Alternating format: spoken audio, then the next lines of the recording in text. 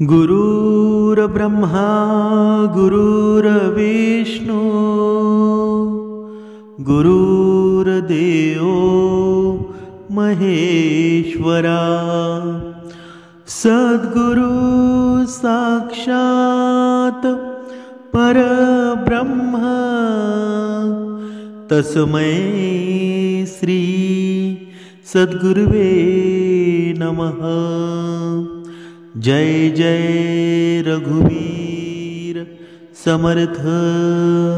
सद्गुरु चरणांना नतमस्तक होऊन आपण या निरूपणास सुरुवात करूया। सर्वजण उपासना करूनच हे श्रवणाला बसलेले आहात असं समजून आपण या निरूपणास सुरुवात करूया। मायबाप सज्जनांचं स्वागत आहे। आज आपण पाहणार आहोत की एखादा मृत व्यक्ती स्वप्नामध्ये येणं, असा या पृथ्वी तलावर या पूर्ण सृष्टीमध्ये असा मनुष्य नाही ज्याला स्वप्न पडलेलं नाही। कुणाचं आणि कुणाचं स्वप्न आहे ना, ते प्रत्येक मनुष्याला पडतं। माणसाची बघा, आपण शास्त्राद्वारे पाहिलं ना, तर मनुष्याच्या जीवनामध्ये अशी अनेक निरर्थक स्वप्न पडतात। कधी कधी काही स्वप्न असतात ना, आपल्याला संकेतसुद्धा देत असतात। पण अशी जी कोणती स्वप्न असतात बघा, आपले जे पूर्वज असतात ना, कधी कधी आपल्या स्वप्नामध्ये येतात। म्हणजे तुम्हाला ही स्वप्नामध्ये मृत व्यक्ती दिसतात का बरं? कुणाला आपल्या मृत पिता स्वप्नामध्ये दर्शन देतात, तर कुणाला आपल्या मृत आईचं दर्शन होतं। कदाचित तुम्ही ही स्वप्नात मृत नातेवाईकांना पाहिलं असेल, पण जेव्हा सकाळी उठल्यानंतर तुम्ही त्या स्वप्नाकडे दुर्लक्ष करता, तुमच्या मनात कधी असा विचार आला आहे का की तुम्हाला असं स्वप्न का पडलं बरं? या स्वप्नाचा अर्थ काय असू शकतो? तर तुम्हाला आज नक्कीच या गोष्टीची कल्पना आहे ना।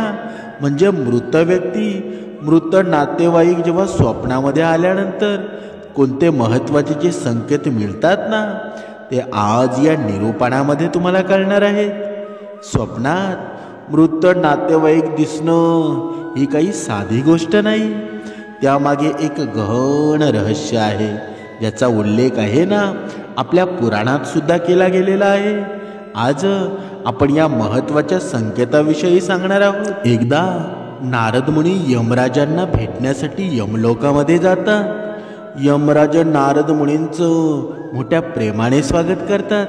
त्यांना नमस्कार करून म्हणतात, हे देवर्षी, यमपुरीमध्ये तुमचं स्वागत आहे। तुमच्या दर्शनानं आज मी धन्य झालो आणि तुमच्या चरणांच्या आगमनानं या यमपुरीची शोभा वाढलेली आहे। यमराजांच्या अशा स्वागतानं नारद मुनी सुद्धा प्रसन्न होतात आणि यमराजांना प्रणाम करून म्हणतात, हे मृत्यूच्या देवते यमराज, तुम्हालाही माझा प्रणाम आहे। तुमच्या आदरातिथ्यानं आम्ही खूप आनंदित झालो। मग यमराज नारद मुनींना विचारतात, हे देवर्षी, आज या यमलोकामध्ये तुमच्या आगमनाचं प्रयोजन काय आहे बरं? नक्कीच काही महत्त्वाचं कार्य किंवा महत्त्वाची बातमी घेऊन तुम्ही आला असाल, किंवा आमच्याकडून काही चूक झाली असेल ना, तर कृपा करून आम्हाला सांगा। तुम्ही आमची काय सेवा करू शकतो बरं? नारद मुनी म्हणतात, हे धर्मराज, तुम्ही मृत्यू आणि न्यायाचं देवता आहात। तुम्ही तीनही लोकांतील सर्व जिवंत आणि मृत प्राण्यांचा लेखाजोखा ठेवता। तुम्हाला चराचरामधील भूत आणि भविष्य आहे ना, याचं सर्व ज्ञान आहे। म्हणूनच मी तुमच्याकडे काही शंका घेऊन आलो आहे। कृपया त्या दूर करण्याची कृपा करा। मग यमराज म्हणतात, हे देवर्षी, तुम्ही सत्य बोलत आहात। आम्ही तीनही लोकातील सर्व जीवित आणि मृत प्राण्यांचा लेखाजोखा निश्चितच ठेवतो, पण तुमच्या मनातील गोष्ट आम्हाला कळणं शक्य नाही। तुम्ही तीनही लोकांची माहिती बाळगता। तुम्ही भगवान विष्णूंच्या अत्यंत प्रिय भक्त आहात। तुम्हाला सर्व शास्त्रांचं ज्ञान आहे। पण जर तुम्हाला काही जाणून घ्यायचं असेल ना, तर मी नक्कीच तुमची मदत करेन।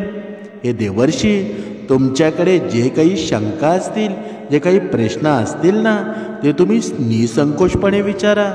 मी माझ्या क्षमतेनुसार त्यांची उत्तरे देण्याचा नक्कीच प्रयत्न करेन. नारद मुनी म्हणतात, हे यमराज, मी पृथ्वी लोकामध्ये भ्रमण करून आलेलो आहे. मी पिशाच, प्रेत, कुष्मांड, वेताळ, चुडेल, पिशाचिनी यांसारख्या अनेक विचित्र गोष्टी पाहिल्या आहेत, ज्या जंगलामध्ये वास्तव्य करतात.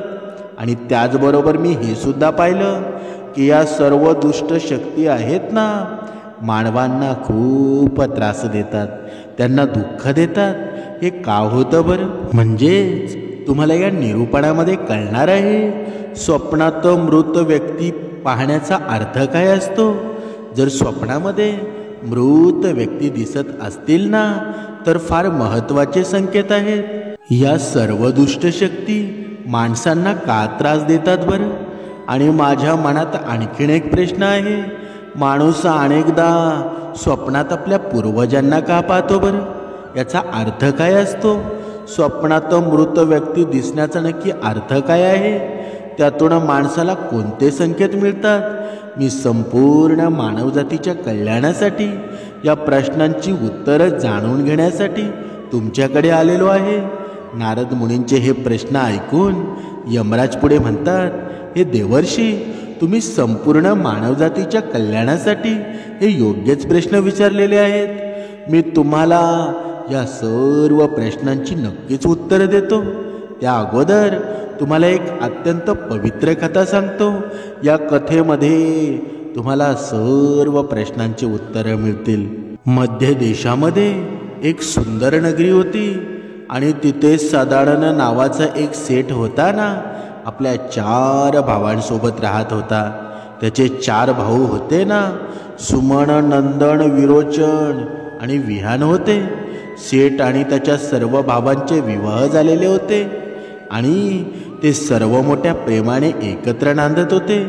शेठच्याकडे कशाचीही कमी नव्हती आणि तो आणि त्याचे भाऊ होते ना, खूप मेहनती होते आणि बघा, मिळून मिसळून व्यापार आणि शेती करत होते. संपूर्ण नगरामध्ये शेठसारखा कोणताही श्रीमंत नव्हता. ही सर्व संपत्ती होती ना, शेठला त्याच्या पूर्वजांकडून मिळालेली होती. शेठचे पूर्वज मोठे दानशूर आणि दयाळू होते.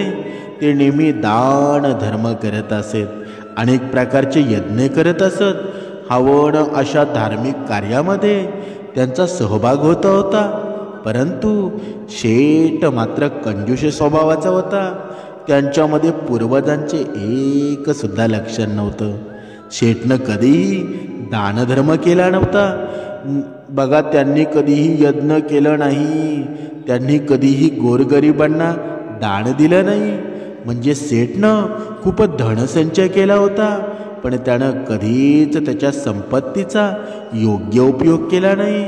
त्याने कधीही कोणालाही 1 फुटी कवडी देखील दान दिली नव्हती आणि त्यानं कधी दुसऱ्यांना भोजन देखील दिलं नव्हतं. शेठचे पूर्वज होते ना, ते नेहमी मंदिरामध्ये भंडारा देत असत, गरिबांना वस्त्रदान करणं, अन्नदान करणं. परंतु शेठनं कधीच आपल्या पूर्वजांचं अनुसरण केलं नाही. तो नेहमी धन कमावण्यामध्ये व्यस्त असायचा, संचय करण्यातच गुंतला होता. त्यामुळे त्याच्याकडे होती ना खूप सारी संपत्ती होती. बघा, इथे समर्थांनी सुद्धा या कलियुगामध्ये लक्ष वेधलं आहे. हा कलियुगातला मनुष्य आहे ना, बघा, पैशासाठी या क्षणिक सुखासाठी एवढा वेडा होतो ना, एवढं धन कमवतो, मग ते दुसऱ्याला दुःख आलं तरी त्याला काही फरक पडत नाही. मग हे असं धन कमवून तुम्ही समाधानी कधी राहणार आहात का? कधीच नाही. म्हणूनच समर्थांनी सांगितलेलं आहे ना, परधन भयावह आहे. दुसऱ्याच्या संसारामध्ये दुःख देऊन जर तुम्ही धन कमवत असाल तर ते धन माझ्या काहीच कामाचं नाही.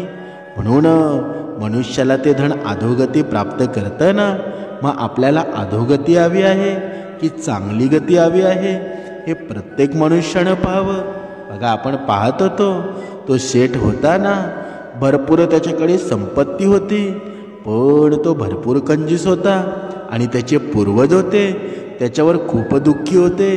कारण का बरं? कारण जोपर्यंत मनुष्य दानधर्म करत नाही ना, तोपर्यंत त्याच्या जीवनामध्ये बघा चांगली गतीसुद्धा येत नाही. आणि त्याचे पूर्वज होते ना, ते खूप दुःखी असायचे, खूप नाराज असायचे. मग पितृपक्ष आला आणि पितृपक्षामध्ये सर्व पूर्वज त्यांच्या मुलांकडून श्राद्ध आणि तर्पण करण्याची अपेक्षा करतात. पण त्याच्या कोणत्याही मुलानं पूर्वजांसाठी ना श्राद्ध केलं ना तर्पण केलं. त्यांनी ना दान धर्म केला ना कोणत्याही भुके प्राण्याला भोजन दिलं. त्यांच्या मुलांचं असं वर्तन पाहून सर्व पितृगण अत्यंत दुःखी होतात. सेठच्या पूर्वजांना त्यांच्या वर्तनाबद्दल खूप वाईट वाटत होतं. त्यांच्या वर्तनाबद्दल बघा ते सतत दुःखी असायचे. त्यामुळे ते पितृलोकामध्ये सुद्धा दुःखी राहत होते ना. आणि धन कमवण्याच्या या लालसेपोटी सेठ इतका गुंतला होता ना, त्यानं आपल्या पूर्वजांना सुद्धा विसरला आणि पूर्वजांचं श्राद्ध आणि तर्पण करणं हे देखील त्यानं बंद केलं. यामुळं त्याच्या पूर्वजांची आत्मा तृप्त होत नव्हती.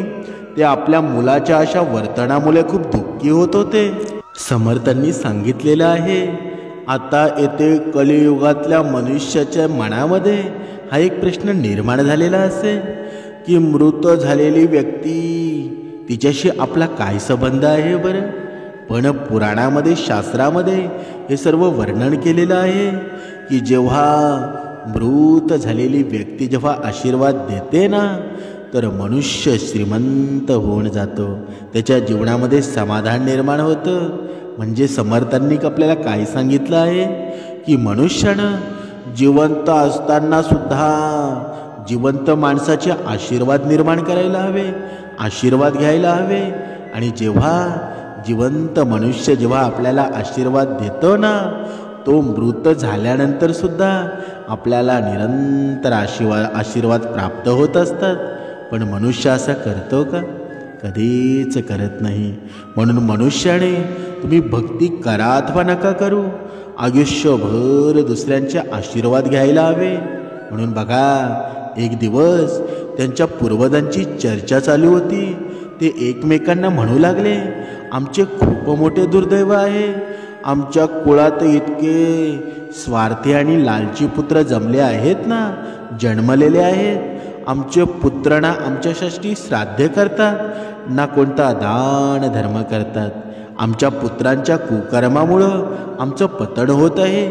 या प्रकारे विचार करून ते सर्व पितृ त्यांच्या पुत्रांना भेटायला जाण्याचा विचार करू लागले आणि म्हणाले, आपल्याला यमराजांकडे जावं लागेल. आता तेच आपली ही समस्या सोडवू शकतात. आपण सर्व यमराजांकडे जाऊन त्यांच्याकडून आपल्या पुत्रांना भेटण्यासाठी परवानगी मागू. नंतर सर्व पितृगण आकाश मार्गाने उडत पितृलोकातून यमलोकामध्ये म्हणजे यमराजाकडे जातात. तिथे जाऊन ते सर्व यमराजांना नमस्कार करतात.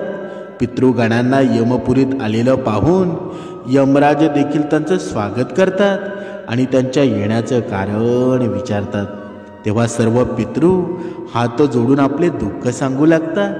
हे सर्व पितृ यमराजांना म्हणतात, हे धर्मराज, आमच्या पुत्रांची मती भ्रष्ट झाली आहे. आमचे पुत्र ना ह्या दान करतात, ना कोणते पुण्यकर्म करतात, ना श्राद्ध करतात, ना तर्पण करतात. त्यांच्या अशा अशुभ आचरणामुळं आमचं पतन होत आहे.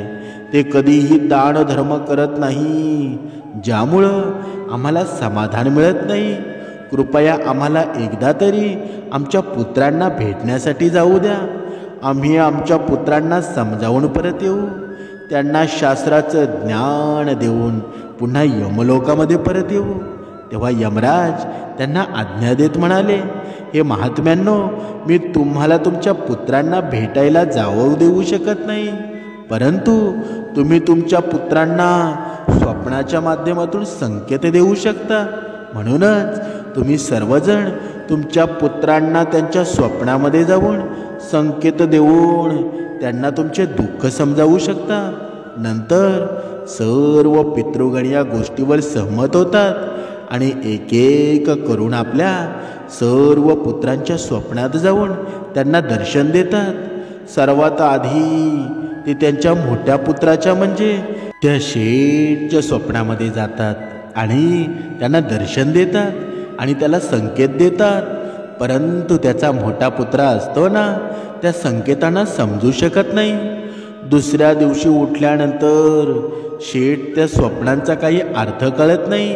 त्यानं स्वप्नाला फक्त एक साधारण कल्पना म्हणून सोडून दिलं. तो पुन्हा आपल्या दैनंदिन कामामध्ये व्यस्त झाला. शेठला स्वप्नांचा विचार करण्याचं मनात सुद्धा आलं नाही. त्याचा दृष्टिकोन बदलला नव्हता. तो धनसंचय करण्यातच गरकरायला. दरम्यान पितृगण निराश झाले, कारण त्यांचा पहिला प्रयत्न असफल झाला होता. ते आपल्या दुसऱ्या पुत्राच्या स्वप्नात जाऊन त्याला हीच शिकवण देतात, पण तोही स्वार्थी जीवन जगत होता. त्यालाही स्वप्नाचा अर्थ उमगला नाही. अशा प्रकारे एका मागोमाग एक सर्व पुत्रांनी आपल्या पित्रांच्या संकेतांना दुर्लक्ष केलं. अखेर पितृगणांनी पुन्हा यमराजांकडे जाऊन विनंती केली, हे धर्मराज, आम्ही स्वप्नातून संकेत दिले, परंतु आमच्या पुत्रांनी त्याकडे दुर्लक्ष केलं. त्यांचं मन कठोर झालेलं आहे आणि आम्हाला तृप्त करण्याचा त्यांचा कोणताही विचार नाही. आता आपणच काहीतरी मार्ग दाखवा. यमराजांनी गंभीरपणे विचार करून उत्तर दिलं, तुमच्या पुत्रांचं मन परिवर्तन होण्यासाठी त्यांना संकटाचा सामना करावा लागेल. त्यांचं दुष्कर्म त्यांच्या स्वतःच्या जीवनावर परिणाम करेल. जेव्हा ते आपल्या संपत्तीवर गर्व करतील ना, तेव्हा त्यांना समजेल की सारं वैभव क्षणिक आहे आणि मानवी जीवनामध्ये दान, धर्म आणि पूर्वजांची सेवा किती महत्त्वाची आहे ना. आणि तसंच घडलं. काही दिवसांनी बघा, तो सेठ आणि त्यांच्या कुटुंबावर आर्थिक संकट कोसळलं. त्यांच्या व्यापारामध्ये नुकसान होऊ लागलं आणि त्यांच्या शेतीतील उत्पन्नसुद्धा घटलं. बघा, इथे समर्थांनी सांगितलेलं आहे ना, मनुष्याच्या जीवनामध्ये आहे ना, जेव्हा हा अहंकार येतो ना, लोभीपणा येतो, मीपणा येतो ना, तेव्हा तो कितीही मोठा श्रीमंत असेल ना, त्याच्याकडे गाडी बंगला असेल, तरीही त्याला कंगाळ व्हायला वेळ लागत नाही. आणि तो कंगाळ कशामुळे होतो ना, ते या निरूपणामध्ये तुम्हाला कळालेलं असेल. म्हणजेच बघा, आपण पाहत होतो ते सर्व गरीब झाले. एकेकाळी संपत्तीने परिपूर्ण असलेल्या घरामध्ये गरिबीचं सावट पसरलं. सेठला हे समजायला वेळ लागला की त्यानं केवळ धनसंचय केला, पण दान, धर्म आणि पूर्वजांच्या तृप्तीसाठी काहीच केलं नाही. अखेर संकटानं त्रस्त होऊन सेठने विचार केला की मी काय चूक केली. माझ्या पूर्वजांचे कर्मश्रेष्ठ होते. त्याने दान, धर्म, यज्ञ सर्व काही केलं, भगवंताचं नामस्मरण केलं, पण मी फक्त धनसंचयामध्ये मग्न राहिलो. अशा विचारांमध्ये असताना एका रात्री त्याच्या स्वप्नामध्ये पूर्वज येतात आणि यावेळी त्यांनी स्पष्ट शब्दात सांगितलं, शेठ, तू आमच्यासाठी श्राद्ध, तर्पण, दानधर्म केला नाहीस, म्हणून आमची आत्मा आहे ना, ती तृप्त नाही. तुझ्या स्वार्थामुळे हे संकट आलेलं आहे. सकाळी जाग आल्यावर शेठनं हे ठरवलं, आता तो पूर्वजांच्या शिकवणीचं पालन करेल. त्यानं श्राद्ध, विधी, तर्पण आणि दानधर्म करायला सुरुवात केली. त्यानं गरिबांना अन्नदान केलं, वस्त्रदान केलं आणि मंदिरामध्ये जाऊन यज्ञ हवन केलं. त्याच्या या पुण्यकर्मांनी त्याच्या पूर्वजांच्या आत्म्याला शांती मिळाली आणि त्यांचं घर पुन्हा संपन्नतेकडे वळालं. आता सेठ समजला होता की केवळ धनसंचय जीवनाचं कधीच अंतिम ध्येय नाही, तर धर्म आणि परोपकार आहे ना, हाच खऱ्या जीवनाचा आधार आहे. म्हणजे काय, समर्थांनी सांगितलंच आहे ना, या पूर्ण शास्त्रामध्ये सांगितलेल्या घटना आहेत. या घटनेचा अर्थ काय होतो बरं, याचं तात्पर्य काय होतं बरं, की केवळ संपत्ती जमवणं आणि स्वार्थी जीवन जगणं हे मानवाचं ध्येय नसावं. पूर्वजांचा सन्मान आहे ना, दानधर्म आहे, परोपकार आहे ना, ते केल्यानंच खरा आनंद निर्माण होतो आणि जीवनाची समृद्धीसुद्धा होते ना. म्हणून आत्मिक शांती आणि सन्मान प्राप्त करण्यासाठी कर्म आणि कर्तव्याचं पालन करणं आवश्यक आहे. अन्यथा ही संपत्ती असून सुद्धा संकटांना सामोरे जावं लागतं. बघा, समर्थांनी सुद्धा सांगितलेलं आहे ना, आपल्या जीवनामध्ये अशा अनेक घटना होतात की आपल्याला कळत सुद्धा नाही माझ्याकडून चुकी काय झाली, आणि अचानक आपला पैशाचा लॉस होतो. आपल्या जीवनामध्ये दारिद्र्य निर्माण होतं. कधी कधी आपल्या घरामध्ये पैसा टिकत नाही. वेगवेगळ्या गोष्टी होतात, पण तरीसुद्धा आपल्याला हे कळत नाही.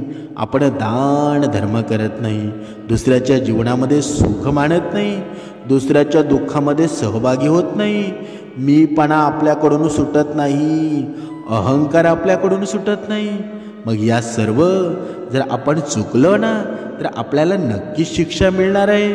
म्हणून जेवढं घेता येतील ना, तेवढं जिवंत माणसाचे आशीर्वाद घ्या. जेव्हा जर आपण आपल्या आईवडिलांना तुच्छ मानत असू, आईवडिलांना इज्जत देत नसू ना, तर तुमच्या बरोबर घडणारी घटना आहे ना, ती लिखित स्वरूपात आहे. तुमची एक ना एक दिवस अशी अधोगती होईल ना, तुम्ही कधीच वरती येऊ शकत नाही. कारण हा नियम आहे, या पूर्ण जीवनचक्राचा हा नियमच आहे. जर तुम्ही दुसऱ्याच्या जीवनामध्ये दुःख दिलं ना, तर तुमच्या जीवनामध्ये सुख दुःख निर्माण होणार आहे. म्हणून एक गोष्ट लक्षात ठेवा, जर तुम्हाला चांगलं वागता येत नसेल ना, तर ते वागू नका. पण दुसऱ्याच्या जीवनामध्ये दुःख देताना विचार करा. कारण जसे तुम्ही वागाल ना, त्या डबल पद्धतीनं हे चक्र तुमच्या भोवती फिरत असतं. म्हणून दुसऱ्याला दुःख देताना विचार करा, खरी भक्ती आहे ना, हीच आहे. जो मनुष्य स्वतः आनंदी राहून दुसऱ्याला आनंद देतो ना, तोच खरा भक्त भगवंताला आवडतो, आणि तीच खरी भक्ती आहे. तुम्हाला जरी लिहिता वाचता येत नसेल ना, तरी काही टेन्शन घेण्याचं काम नाही. फक्त एकच नियम करा, दुसऱ्याला दुःख देऊ नका आणि स्वतःच्या जीवनामध्ये आनंद निर्माण करा. दान धर्म करा, देव तुमच्यामध्ये आहे. कुठे बाहेर शोधाची गरज नाही. जय जय रघुवीर समर्थ.